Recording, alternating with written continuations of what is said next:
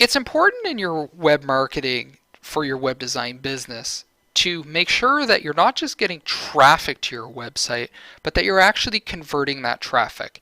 Now, the problem that a lot of web designers make is they put their phone number and a free consultation on their homepage, and there's sort of this assumption that people will just arrive at their website and make the phone call. The problem is that this is a really aggressive sales approach. People who don't know you and don't yet trust you don't want to pick up the phone and listen to a sales pitch. And when you give away a free consultation, this generally isn't perceived as something of any value. It's perceived as being a sales pitch in person or on the phone. So it's important that you give away something that's actually of significant value to your potential client. So this might be a one-page article, perhaps 5 steps to improving your website as a dentist, or a short ebook, or a white paper, or maybe some research, or you may even want to make a video like a tutorial or advice on marketing for that specific industry. And you can give away the first 15 seconds of the video for free, and then there's an immediate pop-up that says to watch the rest of the video, you need to enter your email address. In all of these concepts, what you're doing is doing a fair exchange. They provide you with your email address, you provide them with something that's valuable. It's something that has to do with your expertise and information that can't be easily found elsewhere for free.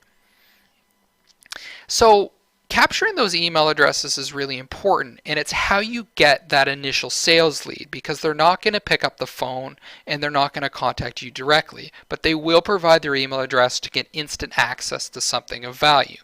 So you want to store those emails in a place like Mailchimp. Now Mailchimp has these lists. I'm just going to show you here when I log in.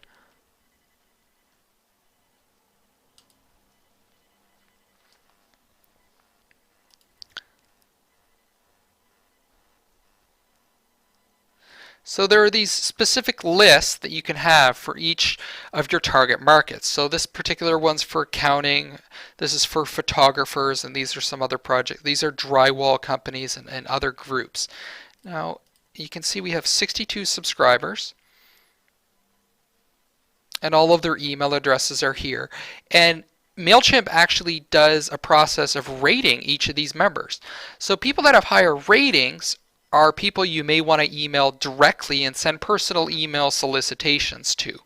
But the important thing is that you don't simply capture people's email address and start asking for the sale.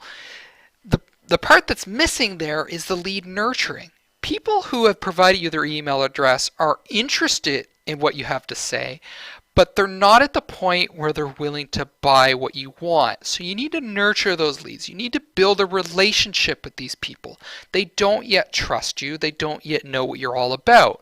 But if you send out regular emails, emails that contain valuable content to them, such as telling them how to get new clients, telling them how to improve their website, how to get to the first page of Google, and very specific stuff preferably, things that they can't find anywhere else, such as how dentists can overcome these very specific problems that nobody else is giving them the answer to. So by offering specialized knowledge, you're seen as somebody that they can trust, and your emails aren't seen as spam. So you want to send campaigns, that is mass emails, to your list, your specific list of people that have something in common. So here's a campaign that I did. It's titled 4 Ways to Get Clients in the Non-Tax Season. And you can see that the email is really quite simple. I have a simple header with a positioning statement, online marketing for accounting firms. I have a short description under the title about what this is all about. And this particular small campaign was very successful. A lot of people opened it and clicked it open because it offered something that was important and timely. It was non-tax season for accountants, and they were not as busy as they could be, as they could handle. So they were looking for ways to get new clients, and I was providing the answer. And this link at the top and at the bottom links to a blog article that explains just that and provides a solution. And once again, at the bottom of that blog article is another call to action, and that is to either re-download the free ebook that I offered before or to pay to download the other book that I have for sale that actually has a price associated with it. Now, the other call to action you might have at the bottom of your blog article is to book that consultation. So rather than simply having it on your homepage and expecting people to book the consultation, let's move the free consultation later down in the sales process to when a relationship starts being built. So even at this point, I wouldn't expect people to book the consultation. So even though they've read this first email on this article and they've downloaded your ebook, they're still not ready. It may take upwards of 10 contacts before that person actually contacts you.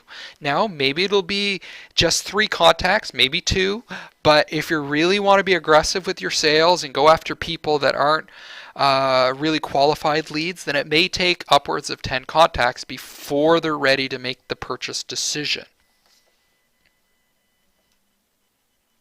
After you've sent out a number of emails with really valuable information that the client will find very useful and can put into action, then you can start sending out more emails, perhaps a little more aggressive, such as why not book a webinar with you talking about web marketing, or come in for a presentation on the benefits of online marketing for construction companies or for dentists or for small businesses. Now, small businesses isn't really a niche group to go after, but if you're not quite ready to go after a specific target group, then you could do that if you think you're ready for it and you think people are going to come in to listen to what you have to say. So the emails get more salesy, more aggressive towards the end.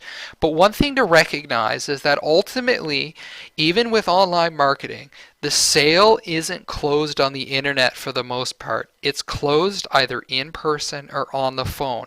And that's really what's kind of misunderstood by a lot of web designers is they don't have sales training.